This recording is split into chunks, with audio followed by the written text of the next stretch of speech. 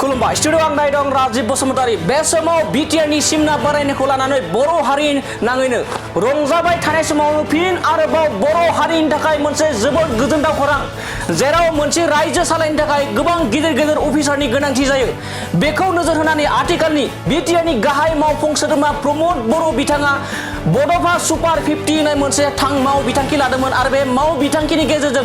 आथिखालनि बिटिआरनि गाहाय मावफुं सोद्रोमा प्रमद बर' बिथाङा सा 50 फरायसाफोरखौ एपीएससी यूपीएससी आनजादनि थाखाय दिल्ली आरो गुवाहाटीसिम कोचिं दैथायहरदों एबा कोचिंनि थाखाय दैथायहरनाय जादोंमोन बिथांमोन फरायसाफोरा बे समाव बर' हारिनि थाखाय जोबोद गोजोनथाव खौरां लानानै फैदों आरो बेनो जाहैबाय आथिखालनि एपीएससी आनजादनि मेन्स आनजादाव गासै सा 27 फरायसाफोरा मेन्स आनजादखौ लिरनाय जादोंमोन आरो बे मेन्स आनजाद लिरनायाव 27 नि गेजेराव सा 12 फरायसाफोरा एपीएससी आनजादनि मेन्स आनजादखौ उथ्रिसारनो हानायखौ बे समाव जों मोनथिना मोननाय जादों बे समाव जोबोद गोजोनथाव खौरांना बे समाव जोंनि बर' हारिनि थाखाय मोनसे जोबोद गिदिर खौरां आरो गोजोनथाव खौरां होनना बुंनांगोन मानो होनना बुङोब्ला बे समाव बयबो मिथिगौ मोनसे रायजो दैदेननो एबा मोनसे हारिखौ मोजाङै दैदेनलांनो थाखाय गोबां अफिसारनि गोनांथि जायो बेखौ नोजोर होनानै आथिखालनि बिटिआरनि गाहाय मावफुं सोद्रोमा प्रमद बर'नि दैदेननाय बिटिआर सरकारा मोनसे माव बिथांखि लानाय जादोंमोन आरो बे माव बिथांखियानो जाबाय बड'फा सुपार 50 आरो बे बड'फा सुपार 50 नि गुबै थांखिया जाबाय बिटिआरआव गोबां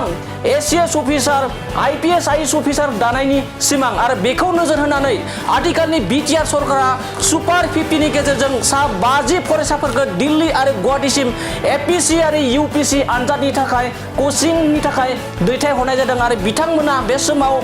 मोनसे गोजोनथाव खौरां लाना फैदों होननानै बुंनांगोन मानो होनना बुङोब्ला सा 27 फरायसाफोरा एपीएससी नि मेन्स आनजाद लिरनाय जादोंमोन आरो बे सा 27 फरायसाफोरनि गेजेराव दायो सा 12 बिथांमोना मेन्स आनजादाव उथ्रिबाय मेन्स आनजादनि उनावहा भाइभा आनजाद दङ भाइभा आनजादनि उनावनो बिथांमोना जुदि भाइभा आनजादाव आबुङै उथ्रिनो हायोब्ला बिथांमोना साफा एसीएस अफिसार जानो हागौ साफा गिदिर अफिसार जागोन बे समाव बर' हारि नाङैनो बे समाव फोथायनाय दङ मानो होनना बुङोब्ला बिटिआरनि गाहाय मावफुं सोद्रोमा प्रमद बर' बिथाङा बे समाव सोलोंथाइखौ सेथि थांखि बा सेथि बाहागो लानानै खामानि मावबाय थानायखौ बे समाव मिथिना मोननाय जादों बे समाव फिन फोरमायबाव बर' हारिनि थाखाय मोनसे गिदिर खौरां एबा जोबोर गोजोनथाव खौरां होनना बुंनांगोन जेराव बिटिआरनि सिमना बारायनायखौ लानानै मैयासो गभर्नरनिफ्राय नटिफिकेसन ओंखारनाय जादों दि सनितपुर आरो बिसुनानि गासै 47टा गामिया बिटिआरआव हाबसनबाय थामहिनबा उदालगुरि जिल्लायाव सोसनना दोनथ'नाय जाबाय बेखौ लानानै आथिखालाव बर' रायजो नाङैनो बर' हारि नाङैनो गोबां गोजोननाय आरो रंजानायखौ बे समाव नुबाय थानाय जादों बे समावनो फिन आरोबाव एपीएससी एबा थामहिनबा सुपार 50 नि गेजेरजों सा 12 फरायसाफोरा एपीएससी आनजादनि मेन्स आनजादावहा उथ्रिसारनानै हाबाय बेनि उनाव मेन्स आनजादनि उनावहा भाइभा आनजाद दङ बे भाइभा आनजादाव उथ्रिनो हायोब्लानो बिथांमोना साफा अफिसार महर मोननायनि लामा दं बे समाव फिन फोरमायबावो प्रमद बर'नि दैदेननाय बिटिआर सरकारा सुपार 50 हाबाफारि लानायनि गेजेरजों सा 12 फरायसाफोरा एपीएससी आनजादनि मेन्स आनजादखौ उथ्रिनो हानानै दङ बेनि उनाव भाइभा आनजाद जागोन भाइभा आनजाद जानायाव एबा भाइभायाव जुदि सायख' जायोबा एबा उथ्रिनो हायोबा बिथांमोना साफा बर' हारिनि थाखाय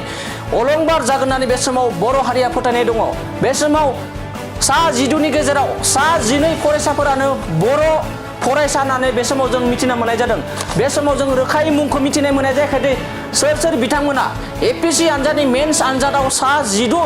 फरायसाफोरा सायख'जाखो आबुङै बिथांमोननि मुं थंखौ मोनाखैब्ला जों बे समाव सुलुंनिफ्राय आबुङै मिथिदि सुपार 50 आव जाय बिथांमोना सायख'जानानै कोचिंनि थाखाय दैथायहरजादोंमोन बिथांमोननि गेजेरावनो सा 12 फरायसाफोरा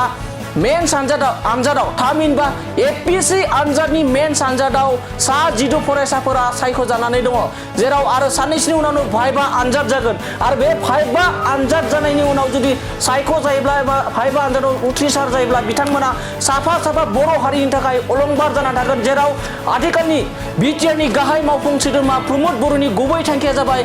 मोनसे रायजोखौ सालायनो थाखाय गोबां गिदिर आईएएस आईपीएस अफिसारनि गोनांथि जायो बेखौ नोजोर होनानै आथिखालनि प्रमद बर'नि दैदेननाय बिटिआर सरकारा फरायसाफोरखौ नोजोर होनानै सुपार 50 हाबाफारि लादों सुपार 50 हाबाफारि लानाय गेजेरजों सा 50 फरायसाफोरखौ दिल्ली आरो गुवाहाटीसिम एपीसी आरो यूपीसी आनजादनि थाखाय कोचिंनि थाखाय दैथाय हरनाय जादोंमोन आरो बे दैथाय हरनाय बायदिनो फार्स्ट बेच गिबि बेचनिफ्रायनो सा 12 फरायसाफोरा एपीसी आनजादनि मेन्स आनजादाव उथ्रिसारनानै दङ गासै 27 फरायसाफोरा एपीसी आनजादनि मेन्स आनजादखौ लिरना दोनदोंमोन आरो बिनिनि गेजेराव सा 12 फरायसाफोरा एपीसी आनजादनि मेन्स आनजादाव उथ्रिना दङ बेनि उनाव भाइबा आनजादखौ बिथांमोना होनो मोनगोन जुदि भाइबा आनजादाव बिथांमोना सायख' जायोब्ला बिथांमोना साफा बर'नि अफिसार जागोनना बे समाव फोथायनाय दङ मानो होनना बुङोब्ला आथिखालाव प्रमोद बर'नि दैदेननाय बिटिआर सरकारा सेथि बाहागो हिसाबै सोलोंथाइखौ नोजोर होनायखौ बे समाव नुना मोननाय जादों।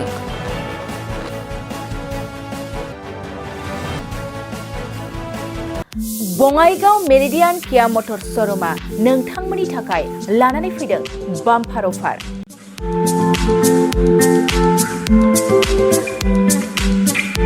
नोंथांमोना सोरबाफोर मेरिडियान किया मटर्स श'रुमनिफ्राय गारि बायनो गोसो दं अब्ला बङाइगावआव थांनानै बायहैनो हागोन। बे बाम्पार अफारफ्रानो जाहैबाय सेल्टस गारियाव 1,20,000, क्लेरेन्स गारियाव 1,50,000, सनिक गारियाव 50,000सिम खम बेसेनाव मोननो हागोन। नोंथांमोना गोसो गुदुं अब्ला थाबैनो नैबे जानबुं नङाव सुलाद लाहरनो हागोन। जानबुं अनजिमायानो जाबाय